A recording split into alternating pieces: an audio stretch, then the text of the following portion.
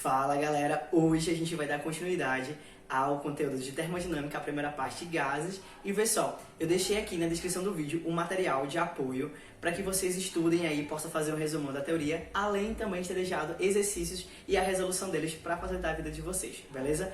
Não esquece que se você é meu aluno assinante, você, além de ter esse material aqui, ele é gratuito, você também vai ter todo o material de aprofundamento, mais dicas, mais macetes, enfim.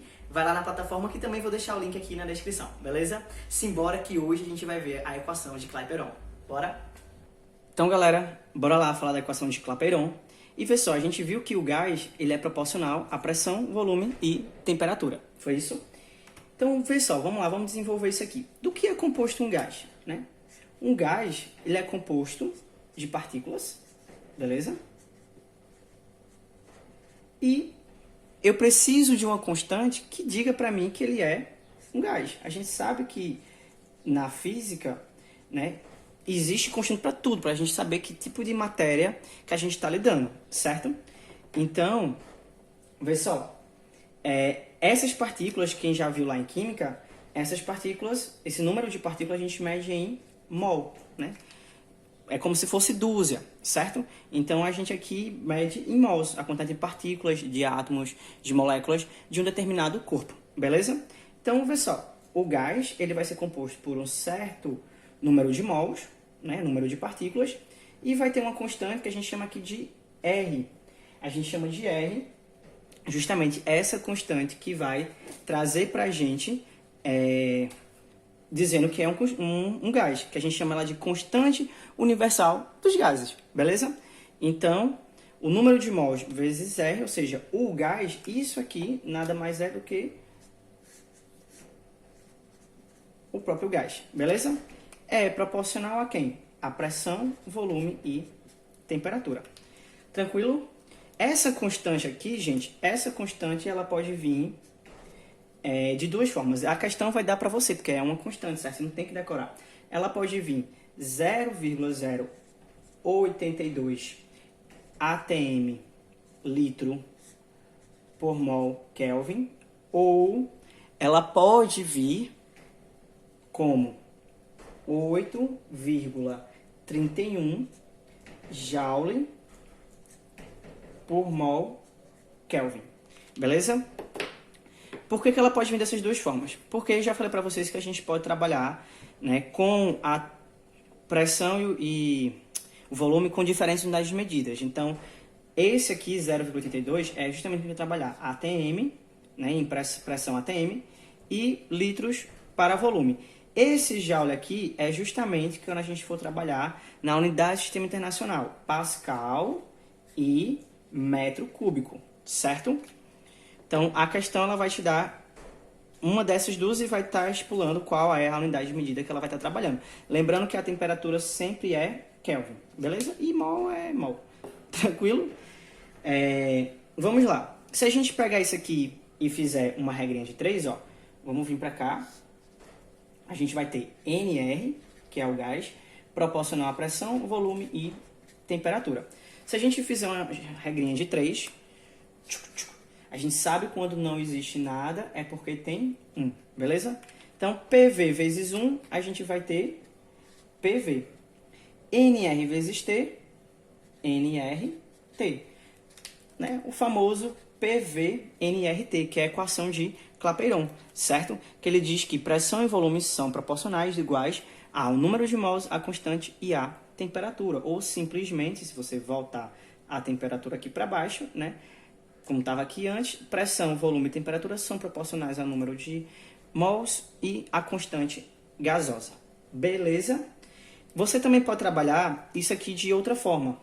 Pessoal, número de mols, lá na química vocês devem ter aprendido, senão vocês vão ver agora, né? É como, muita gente decora como Mzinho sobre Mzão. Que danada é isso? Mzinho é a massa, né, do que eu estou trabalhando, no caso aqui do gás. Cada gás ele vai ter o seu número de partículas, certo? E ele vai ter uma certa quantidade desse gás em massa que ele vai dar para você. E Mzão representa o número de mols, tá certo? Então, opa, o número de mols. Ó, a massa molar, esquece. Representa a massa molar. Cada elemento, ele tem sua massa molar, beleza? Então, o número de mols, né, ele pode ser dado como mzinho sobre mzão, ou seja, a massa de quando eu estou utilizando daquela substância sobre a massa molar. Então, substituindo aqui, ó, eu posso ter também PV igual, ao invés do número de mols, mzinho sobre mzão, vezes R vezes T. Então, vocês podem também estar encontrando dessa forma. Beleza? Que é normalmente como passar o trabalho. Vamos lá. Então, isso aqui é o que caracteriza um gás, tá certo? Pela equação de Clapeyron. Eu falei para vocês que existem os gases ideais, né? Misericórdia, quase não consigo falar. Tá aqui, ideais, beleza? E os gases reais. Quais a diferença entre os gases ideais e os gases reais, né? Um gás ideal e um gás real. Bora lá. Vamos pegar aqui.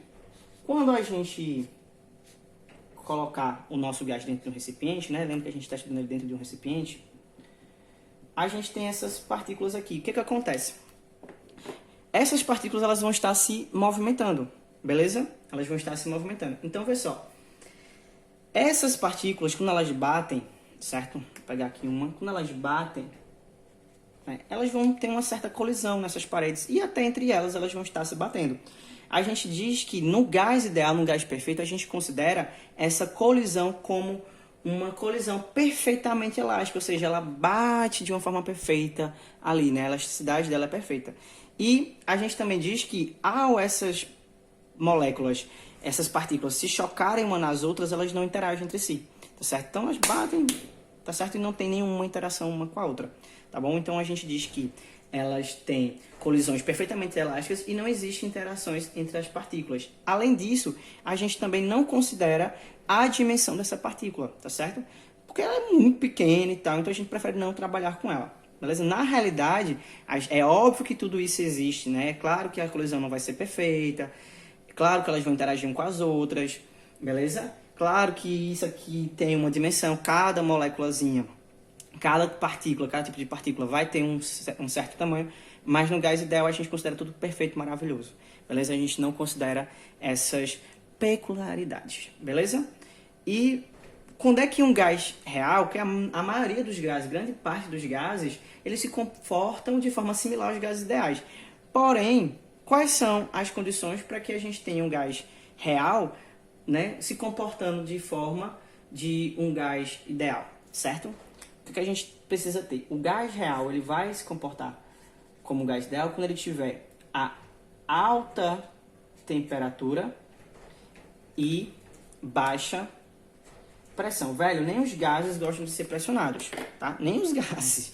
Então, quando ele tiver com uma pressão baixa, bota aqui baixa, e ele tiver a uma alta temperatura, a gente vai ter esse gás real se comportando como um gás ideal, beleza? Então ele está pouco pressionado, mas bastante agitado ali, certo? Uma temperatura elevada, porém em baixa pressão. Tranquilo? Então a gente vai ter esse comportamento aí. Essa é a diferença. E sim, gente, é sempre importante lembrar que nas condições ideais, 1 mol do gás, 1 mol, sempre vai ocupar um espaço de 22,4 litros, certo? Todo e qualquer gás ideal, ele sempre vai ter que 1 mol dele ocupando 22,4 litros. Beleza? Então essas são as diferenças entre um gás ideal e um gás real. Mas vocês não precisam se preocupar em cálculos de gases reais, porque não cabe a vocês a maturidade agora de calcular isso, certo? Só quem vai fazer ensino superior aí. Tranquilinho? Vamos fazer a questão, né, de ver como é que isso aqui funciona na prática. Bora lá? Se liga só nessa questão. Aí, eita, que o cachorro começou a falar no momento... Falar, né? Latir. No momento mais legal. Eita, sim, Jesus. Quero ver o dia que eu fazer uma aula e não vai ter cachorro latindo. Bora lá? Vê só. Ele diz o seguinte. Uma certa massa... Bora lá. Vê só, gente. Importante lembrar aqui. Normalmente, quando a gente vai fazer questão, a gente começa lendo do início. Aí, né? Uma certa massa de gás perfeito é colocada em um recipiente. Bora lá. Só que vê só. Eu indico a vocês sempre começar pelo último parágrafo, sempre pela pergunta. Como assim? Vejam só que o último parágrafo está escrito a seguinte coisa. Nessas condições, a nova temperatura do gás em graus Celsius é... Por que eu indico você começar daí? Porque quando você pergunta, você vai logo para a pergunta, você está objetivando sua leitura. Ele quer saber a nova temperatura em graus Celsius. Beleza? Então, quando você for ler a sua questão, você já vai saber o que ele está pedindo, tá bom? Você não precisa estar lendo, esqueci, não sei o que ele está falando, voltando. Não, você já começa aí, já sabendo o que ele quer, beleza? Se ele está falando de uma nova temperatura, provavelmente ele está falando de uma transformação gasosa, beleza? E aí ele começa, né?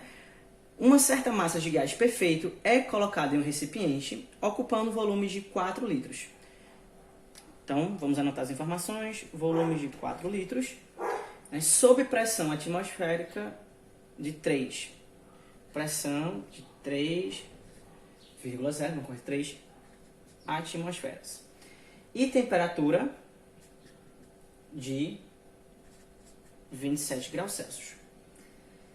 Sofre, então, uma transformação isocórica. Misericórdia. Vou botar aqui.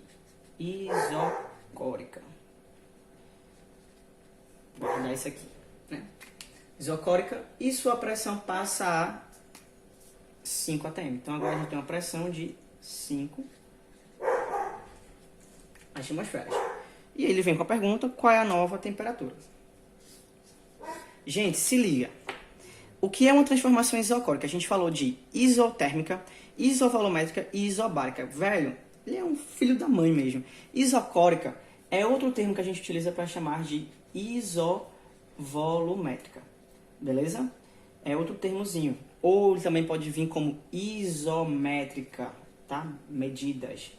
Então, isocórica é a mesma coisa que isovolumétrica, que é a mesma coisa que isométrica. Muita gente confunde isocórica com isobárica. Cuidado, tá bom? São coisas diferentes. Isobárica tem a ver com pressão, tá? Cuidado aí, isocórica é diferente de isobárica.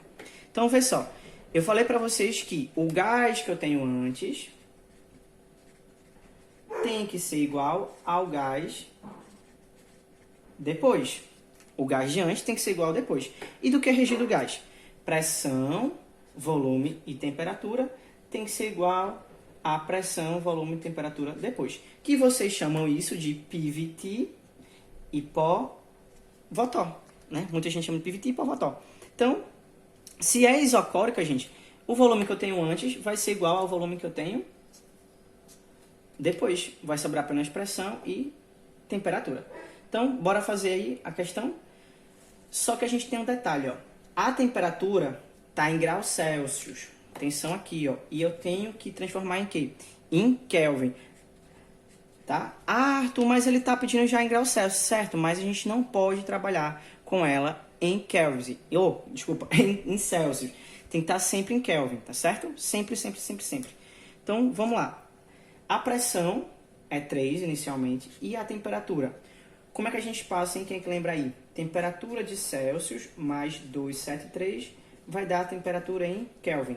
Depois a gente pode voltar lá em escalas termométricas para entender como é que isso funciona. Mas sempre para você transformar de Celsius para Kelvin, você basta somar com 273. 27 mais 273 vai dar 300. Beleza?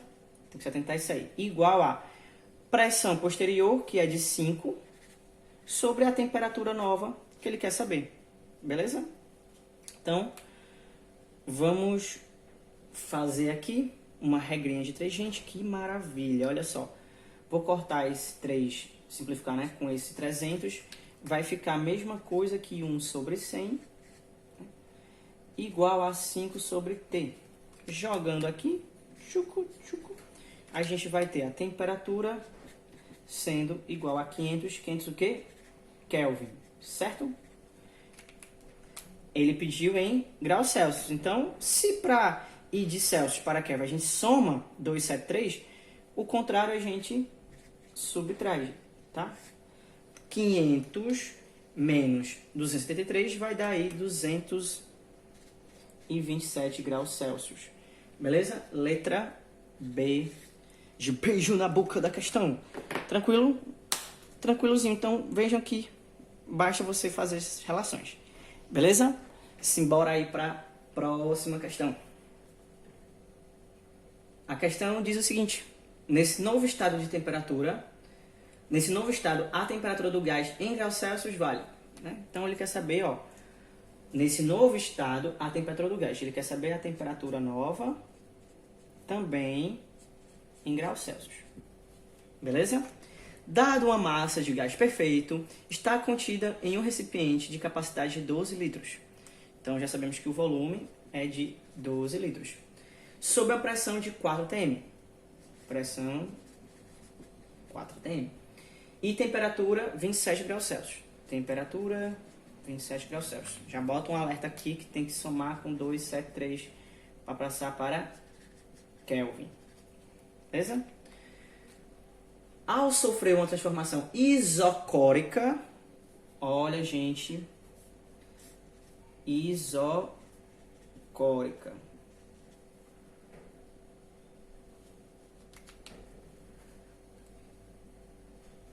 Ao sofrer uma transformação isocórica, sua pressão passa a 8 atm.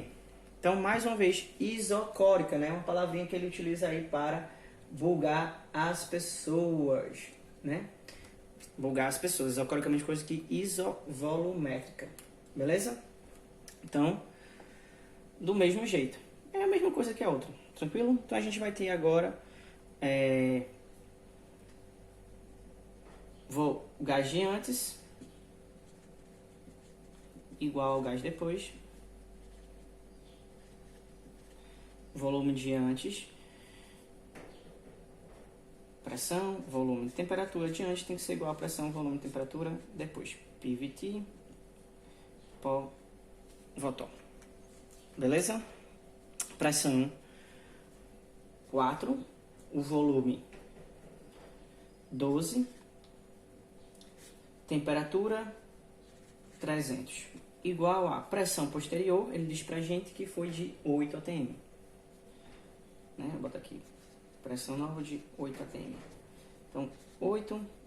O volume é o mesmo. Se você esquecer de cortar, não tem problema, vai dar para cortar no final. Né? E ele quer saber a nova temperatura. Ó. Não importa você cortar aqui ou cortar aqui. Antes ou depois. Tá? Não importa. Beleza, gente? Então, a gente vai ter aí, ó, 4, temperatura nova, 3 vezes 8, 24. Então, isso aqui vai dar 2.400. Então, a gente vai ter a temperatura nova como 2.400 dividido por 4. Temperatura nova, 2.400 dividido por 4 dá 600 Kelvin. Beleza? Gente, vê só. Lembra que temperatura e pressão são coisas diretamente proporcionais? Vocês percebem que se eu dobrei a temperatura, consequentemente,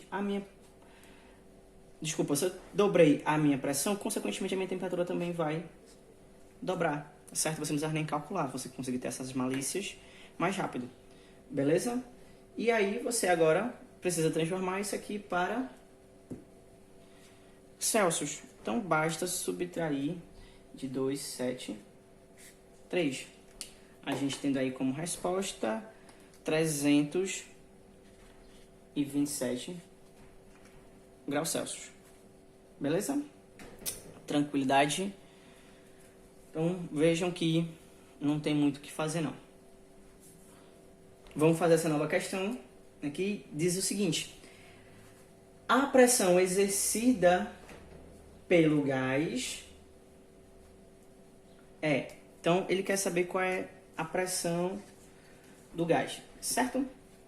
Tem-se 6,4 vezes 10 a menos 2 kg de gás. Opa, isso aqui, quilo é uma massa, né? Massa de 6,4 vezes 10 a menos 2 kg. Aí aluno que não gosta de trabalhar com notação científica já treme as pernas, né? De gás, oxigênio, O2. Cuja massa molar, 32 gramas. Considerando como ideal, num volume de 10 litros, a uma temperatura de 27 graus Celsius. Dados, aí ele põe aí, ó, constante universal dos gases perfeitos, ou seja, nessa constantezinha, você pode botar constante ou R, o que você quiser colocar aí, tá? Isso não importa não, 0,08 atm litro mol Kelvin. Beleza? Então, e ele tá aí para pressão. Gente, vê só, ele não tá fazendo uma transformação gasosa, e sim, né, querendo saber que nessas condições de massa, volume, temperatura, qual é a pressão do gás? Bom, a gente viu, né, que gás é pressão, volume e temperatura. Bom, o gás é composto de quê? Partículas e uma constante que indica que ele é um gás. Tem que ser igual a pressão, volume e temperatura. Beleza? A equação de Clapeyron. Então, ele dá pra gente o volume, dá a temperatura, só que não está em Kelvin, então já botamos observação aqui, 273, beleza? Dá a constante, pede a pressão, oxente, mas ele não dá o número de mols. Realmente, ele não dá, mas ele dá a massa que ele está usando de gás e dá a massa molar, né? Que a gente viu que é número de mols é Mzinho sobre Mzão, tá? Então, você já pode calcular aqui. A massa é 6,4 vezes 10 a menos 2 quilos. E aqui, gramas. Gente, tem que trabalhar sempre na mesma unidade de medida, tá? Vou passar isso aqui para grama. Vamos lá. Quilo é 1000, né? Então, vê só o que eu vou fazer, para quem tem um pouquinho de dificuldade. 6,4 vezes 10 a menos 2 vezes 1000. Olha só. Tem esse zerinho aqui, que eu vou compensar aqui. Vai ficar a mesma coisa aqui, 64 vezes 10 a menos 2. E esse 100 que sobrou, vou colocar como vezes 10 a segunda. Por que que eu fiz isso? Porque ficou menos 2 com 2 positivo. Mesma base, na multiplicação a gente soma expoente. Estou devendo 2, pago 2, menos 2 mais 2, vai embora. Então, ficou 64 dividido pela, gramas, né? Dividido por 32 gramas. Beleza? Então, o número de mols vai ser 64 dividido por 32, 2. Então, agora é só substituir os valores lindinhos ali.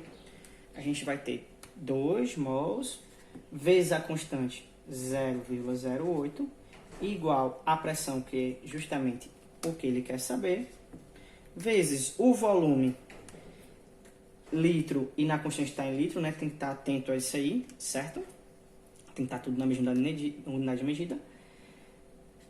10 sobre a temperatura que está em Celsius, a gente tem que trabalhar sempre em Kelvin, tá? 27 mais 273, mais 273, a gente vai ter aí 300. Beleza? E a gente vai ter, quando não existe nada, só multiplicar agora meio pelos extremos. P vezes 10 dá 10P, né? Então vai ficar 10P igual a... Bora lá. O que é que eu vou fazer aqui, ó? Tô vendo que tá faltando 2 zeros para ficar 8. E aqui tem 2 zeros. Então, eu vou compensar. Vai ficar a mesma coisa, não vou nem multiplicar agora. 2 vezes 8 vezes 3. Tá, galera? Então, vou ter 10P. 8 vezes 3, 24. 24 vezes 2, 48. Né? Se 10P é 48, P vai ser 48 dividido por 10, né? Que dá 4,8 Q. Qual a unidade de medida? ATM. Beleza? Sendo aí a letra D. Beleza? De desdobra. Tranquilo, galera? Então, tem que estar atento. Veja que ele não está fazendo transformação gasosa, né? Ele está trabalhando apenas com gás, mas sem fazer transformações com eles. Tranquilo? Vamos pegar aí outra questão. Essa daí da FUVEST, uma questão bem massinha. E a pergunta é: o volume final do balão seria aproximadamente? Ele quer saber o volume do balão. Yes, vamos tocar aí. Eita, tá aqui agitado. Viu? Vamos lá. Um balão de gás de cozinha contém 13 quilos de gás liquefeito a alta pressão. O mol desse gás tem massa de aproximadamente 52 gramas. Gente, quando ele vem trazendo para você massa, essas coisas, você já sabe que provavelmente ele vai usar a equação de Clapeyron, certo? Então, 13 quilos, beleza? E massa molar de 52 gramas. Se todo o conteúdo do bujão fosse utilizado para encher o balão, a pressão atmosférica, então a gente está uma pressão atmosférica, e uma temperatura de 300 Kelvin, graças a Deus. Trouxe pra gente em Kelvin já menos um trabalho. Aí vamos lá, na tabelinha aí ele está dando pra gente duas constantes. Ele está dando uma constante de 8,3 Joule por mol Kelvin ou 0,082 atm litro por mol Kelvin. E ele dá pra gente aí na tabela que a pressão atmosférica é 1 atm, que equivale a 1 vezes 10 a quinta Pascal, que é a mesma coisa que Newton por metro quadrado. Gente, vê só, qual é que a gente vai utilizar? A de 8,3 Joule ou a de 0,082? Vai depender do que você vai utilizar na questão, certo? Vamos ver aqui, ó. Bom, tá trabalhando, não tá fazendo transformação gasosa, então ele vai usar a equação de Clapeyron. Então vamos lá, gás, pressão, volume e temperatura. Gás é número de mols, constante, pressão, volume e temperatura. Ele não dá pra gente o número de mols, mas ele dá a massa e a massa molar. Normalmente ele faz isso, tá? Ele gosta de complicar em alguma coisa. Então, já calculando aqui, 13 quilos, vou fazer aqui no cantinho, né? Número de mols vai ficar 13 quilos, mesma coisa que 13.000 gramas, dividido por 52.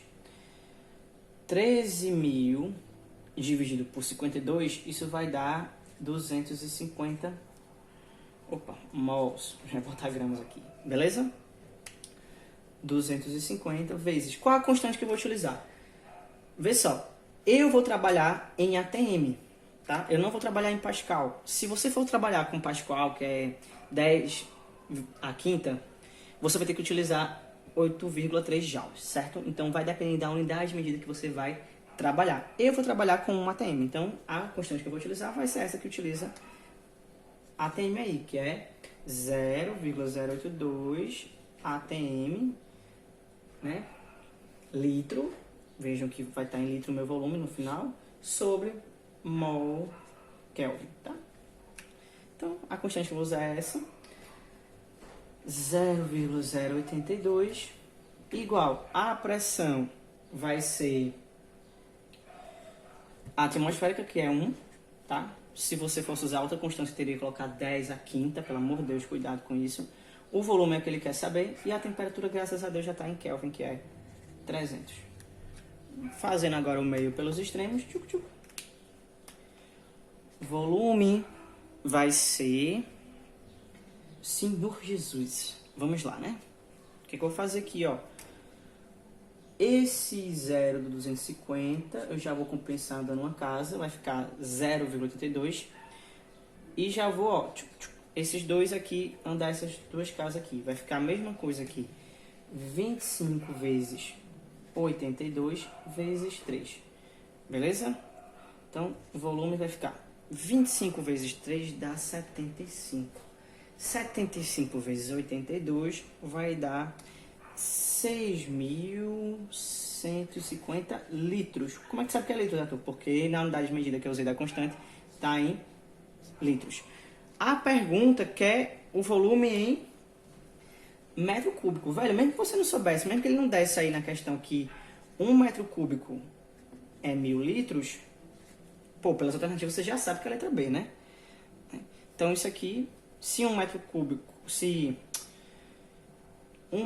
a mesma coisa que 1.000 litros, aproximadamente 6.000 litros vai ser aproximadamente 6 metros cúbicos, né? Ou como ele põe aí, 6,2 metros cúbicos. Ele aproximou isso aqui para 6.200 litros. Aproximando para metro cúbico, 6,2 metros cúbicos. Beleza?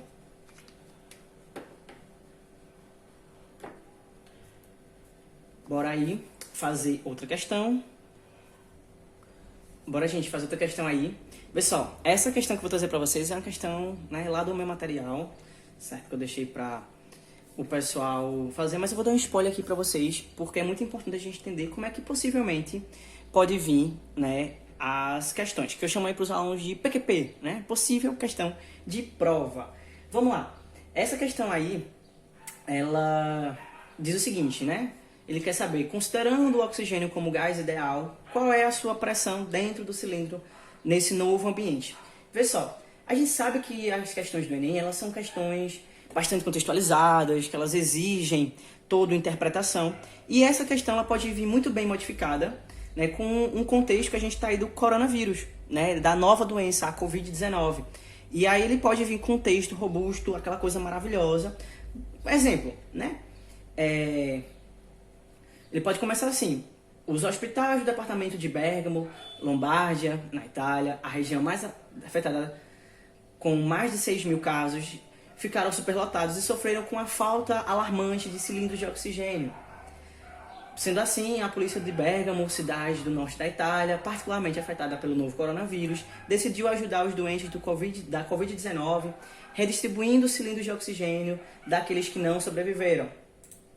E aí ele pode começar a questão com um cilindro de oxigênio hospitalar, encontra-se cheio.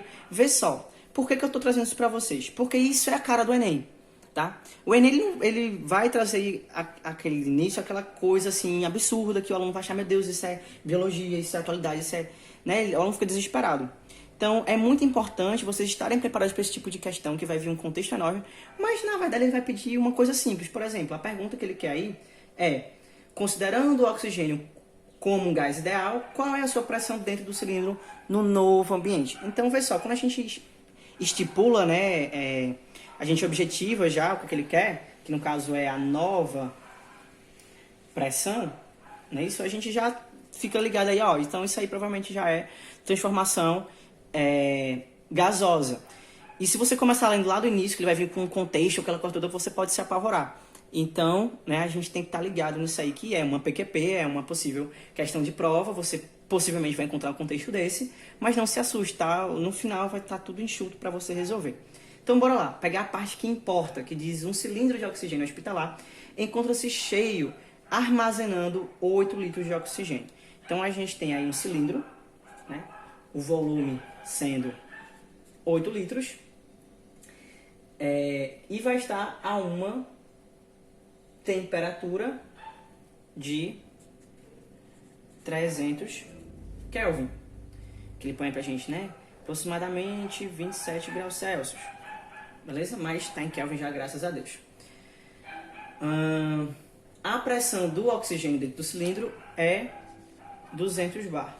Bar? Cachaça? Não. Tá? É uma unidade de medida também. Que ele dá aí pra gente como sendo um bar como 10 a quinta Pascal. Beleza? E ele diz, considerando o oxigênio como gás ideal, qual é a sua pressão dentro desse novo ambiente? Opa, pulei uma parte. O cilindro é levado para um ambiente com temperatura de 270 Kelvin. Então agora, vê só. Agora a gente vai estar, né? A gente vai estar a uma temperatura de 270 Kelvin. E ele quer saber a nova pressão. Gente, se eu alterei a temperatura e eu quero uma nova pressão, é óbvio que a gente teve aqui, né, uma situação que de volume constante, certo? Ou seja, isovolumétrica. Ele não precisa dizer para você isso, você tem que interpretar. Porque, poxa, se eu estou alterando a temperatura e eu quero uma nova pressão, a pressão também vai alterar, então é óbvio que a temperatura ficou... o volume ficou constante, certo? Então, a gente sabe que o gás de antes tem que ser igual o gás depois, beleza? E a gente tem pressão, volume e temperatura, grandezas que definem aí o gás, e pressão, volume e temperatura, grandezas que definem depois, o famoso PVT e pó-Voton. Beleza? Como é isovolumétrico, né? O que a gente vai ter? posso já cortar aqui. Então, o que a gente tem aí? A pressão inicial é 200. Você precisa passar para Pascal? Não, tá? Você passar não vai fazer diferença. A única coisa que tem que estar realmente é a temperatura. Se você quiser passar, você passa, mas aí não vai fazer diferença. Vai ficar aqui, ó, vou até passar para vocês verem. 200, né? Se fosse, 1 bar é 10 a quinta. Então, 200 vai ser 200, 10 a quinta. Beleza? Sobre a temperatura inicial, que estava 300. Tranquilo? E a pressão posterior é o que ele quer saber. E a temperatura depois ficou de 270. Isso, saiu de 300 Kelvin para 270 Kelvin. Então, o que a gente vai ter aí? Ó, outra coisa, né? Arthur, você não disse que para transformar aqui esqueci de passar, né?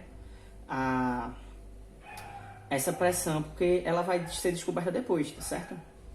Tá? Você pode até botar vezes 10 a quinta aqui, não faz diferença. Certo? Se você quiser passar aqui, botar 10 a quinta, ou ele vai aparecer no final. Mas, de qualquer forma, gente, ó, ele vai ser cancelado, tá bom? Não precisa se preocupar, só com a temperatura. Então, vamos lá. Vou cortar esse zerinho com esse zerinho, esse zerinho com esse zerinho. Eu vou ter 3 vezes a pressão igual a...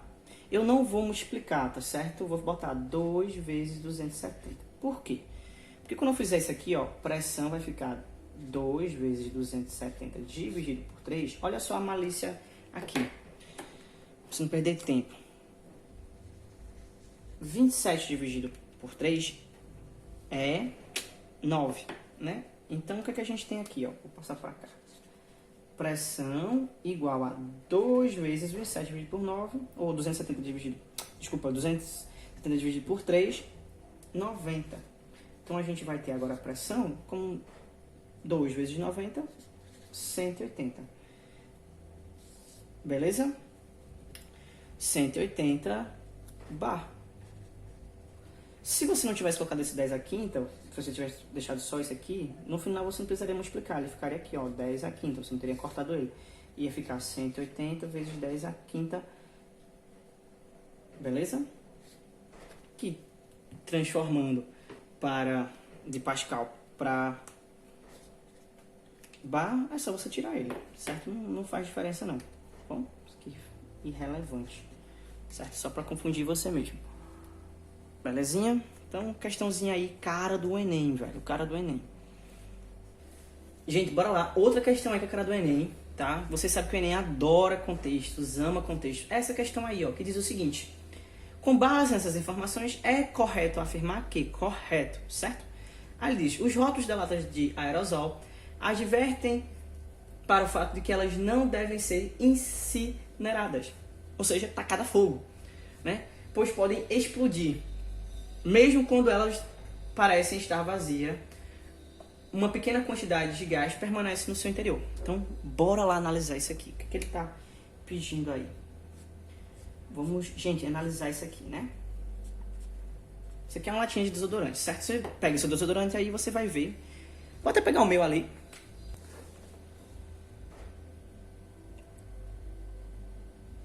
Pronto. Vê só. Se liga nisso aqui, velho. Vocês estão vendo que todos os desodorantes vêm com isso aqui. Extremamente inflamável, certo? Extremamente inflamável. Você não pode chegar com fogo perto disso aqui. Por que você não pode chegar com fogo perto disso aqui? Vamos lá. Sua latinha de desodorante, aqui dentro tem um gás, certo? Se tem um gás, ó, vamos desenhar aqui as partículas. O que acontece? Quando o seu desodorante acaba, não é que ele acaba mesmo, tá certo? É porque a pressão aqui dentro, ela já não é mais suficiente para quando você apertar, sair, beleza? O gásinho. O que acontece? Arthur, mas quando eu vejo do lado de fora, né, quando sai, eu vejo um líquido, né? Certo, porque o que acontece? Aqui dentro existe uma pressão totalmente diferente da pressão atmosférica. Então, quando você aperta, né, esse gás, ao sair, ao se deparar com uma pressão totalmente diferente, né, ele vai ficar líquido, ok? Então, é por isso que você vê ele como líquido, mas dentro ele não é um líquido, tá certo? Ele é um gás. Então, o que acontece? Bora lá. essa pressão reduziu. Pelo amor de Deus, não façam isso nunca na vida de vocês. Nunca. Nunca, nunca, nunca, nunca, nunca, nunca, nunca, tá bom? Você pode perder um braço. O que acontece? Acabou a latinha. Se você vier aqui e colocar no fogo, o que vai acontecer? O que vai acontecer? Não façam isso, pelo amor de Deus. O que vai acontecer? Vai começar a aquecer, certo? Se vai começar a aquecer, automaticamente vai aumentar a temperatura. Se a temperatura vai começar a aumentar, vejam que isso aqui está com volume constante, certo? Não vai aumentar o volume. Então, automaticamente, a pressão também vai aumentar. As partículas estão mais agitadas, vai começar a pressionar. Vai pressionar tanto, velho, que isso aqui vai explodir. Ah, vamos supor que você aqueceu 5 minutos. Deus me livre, Deus me livre. Você aqueceu 1 minuto aí. Não vou nem falar bosta aqui. Você aqueceu e percebeu que saiu depois, né? Existem várias coisas na internet mostrando isso. Velho, você pode aquecer 10 minutos, não acontecer nada. Você pode aquecer 1 minuto, isso aqui explodir na sua mão e você perder sua mão, tá? Quando você aquece, automaticamente vai voltar o desodorante, tá bom? Não façam isso. Pelo amor de Deus, você pode perder o seu braço, tá? Você pode ir um acidente muito feio. Então, o que acontece? Vai aumentar a temperatura, essas partículas vão estar mais agitadas, né? Consequentemente, vai chegar uma hora que vai estar tão pressionado que vai explodir. Bum! Tá certo? Então, vai, né, explodir. Certo? Não, ele não vai explodir pelo fato da combustão, não, ele vai explodir por causa dessa pressão, tá certo? Quando a gente aumenta, pela relação lá, ó, pressão, volume e temperatura, quando eu aumento a minha temperatura, eu vou aumentar a minha pressão, beleza? Então vai causar essa explosão aí, e óbvio, se o fogo tiver lá no meio, vai encontrar gases, né, que entram em combustão e vai pegar fogo, tá? Mas ele pode simplesmente só explodir, beleza? Então, cuidado, gente, tá bom? Com isso aí. E ele põe aí nas alternativas. Por que isso acontece? Por que essa explosão pode acontecer? Letra A. Um aumento da temperatura causa uma diminuição do volume. Gente, se ele vai explodir é porque ele está tentando aumentar esse volume, né? Então, e vejam, temperatura e volume são coisas diretamente. Quanto maior a temperatura, maior o volume. Então, falso. Aumentou a temperatura, não diminui o volume. Por isso que ele explode. B. Aumento a temperatura pode causar um aumento da pressão? Sim. Aumento da temperatura aumenta a pressão. Verdadeiro. Vamos ver porque as outras estão falsas? Ele diz o seguinte, ó. A explosão não ocorre já que a mesma independe da temperatura. Falso, tá? Eita, mais barulho. Vê só, não é falso. A explosão vem justamente por esse aumento de temperatura, por isso não pode botar fogo aqui perto, tá? Acontece muito isso aqui explodir dentro de carro, tá? As pessoas deixam o carro lá durante assim em cima do carro lá, e aí perto do volante ali e tal, e aí deixa lá no calorando, meio-dia, já sabem, né? Inclusive em Garanhuns, ano passado, explodiu um carro, ninguém sabe por que foi. Não sei se foi por causa disso, não tô dizendo por causa disso, tá, galera? Mas assim, não deixe desodorante latas assim, meio-dia em cima do carro exposto, tá certo? Não deixe. Então, D. Com o aumento da temperatura, o gás pode sofrer uma transformação isotérmica. Gente, vê só, se a temperatura vai aumentar, como é que ele pode ser isotérmico? Isotérmico é a temperatura constante, tá? Totalmente falso. Letra E. Se a explosão ocorrer, será em consequência de uma transformação isobárica. Velho, vê só, isobárico é volume constante. Bicho, se ele explodiu é porque ele conseguiu fazer com que essa transformação não fosse mais isobárica. Ele, né? Estourou aquele volume ali, ele precisou de mais espaço. Estava tão pressionado que precisou de mais espaço, né? Então, não ficou isobárico, não permaneceu, tá bom? Então, por favor, não façam isso. Existem muitos memes aí na internet, muita brincadeira de pegando, até assim, botando a fogo, tá certo? Claro, vai pegar fogo, porque é um gás inflamável, combustão, mas a explosão aqui de dentro, né, é realmente pela pressão, tá certo? E o ato dele pegar fogo, a combustão, é outro fator químico. Mas não façam isso, tá? Não dê ibope pra esse tipo de situação, porque você pode acabar tendo um prejuízo muito grande aí, fisiológico. Beleza? Então, bora aí pra outra questão, né? Simbora pegar essa questão aí, né? Vou economizar folha, né? Porque isso aqui é um detalhezinho, né? Importante. A natureza agradece. Vamos lá. Supondo que, após inflados com a mesma pressão, os balões sejam vedados e não tenham vazamentos. É correto afirmar que, após ligadas as iluminações dos dois balões, né? Desenha aqui os balãozinhos, ele diz que tem as mesmas pressões, né? Considere 2 balões infláveis de propaganda fabricados com tecido poliéster inextensível. Que bobão que é isso, né? Inextensível, né? Que não tem extensão, tá? Que não estica, tá, galera? Ele tá colocando assim pra gente. Apesar que ele vai inflar, né? Mas assim, ele tá falando isso para que a gente considere, não considere um corpo mole, tá certo? Digamos assim. Um dos balões tem iluminação interna feita com uma lâmpada incandescente. Vamos lá. Uma lâmpada incandescente que dissipa muita energia por efeito Joule. E outro de lâmpada LED de baixa dissipação se comparada a incandescente. Vamos lá. Então, esse balão aqui, vou botar esse aqui, é de lâmpada LED. Vou desenhar ela. LED não, é incandescente. Vou desenhar ela aqui. Isso aqui é a lâmpada. Beleza? Misericórdia. O balão ficou tão legalzinho. E essa aqui da LED. Vamos lá. Maravilhoso meu desenho. Tem que ter a luz, né? Claro. Pessoal, gente, o que é a lâmpada incandescente? É aquela amarelinha, tá? É aquela amarelinha. Beleza? E a LED é a branca. Também tem a flúor. Lembra? Flúor branco, que é a fluorescente, que vocês confundem com a LED, tá certo? Mas as duas são branquinhas. E a outra é a amarelinha, certo? No caso, a incandescente, beleza? Essa lâmpada amarela, todo mundo sabe que ela não foi criada para iluminar, porque ela é horrível, né? E quem já tocou nela, depois que apaga, ela tá muito quente, muito, muito quente. Inclusive, hoje ela só tem estufa, tá? Ninguém usa aquela lâmpada mais para iluminar, só se decoração, alguma coisa assim e tal, que fica um negócio mais rústico, mas a gente sabe, né? É melhor você pegar uma vela, só cuidado para você não queimar suas coisas, mas ela dissipa muita energia. E que forma de energia que ela dissipa? Calor, poxa. Essa aqui é incandescente, ela dissipa muito calor, tá certo? Essa aqui também dissipa calor, mas é menos, tá bom? É bem menos. Então o que acontece? Ele pergunta aí pra gente o que vai acontecer. Vamos já associar aqui.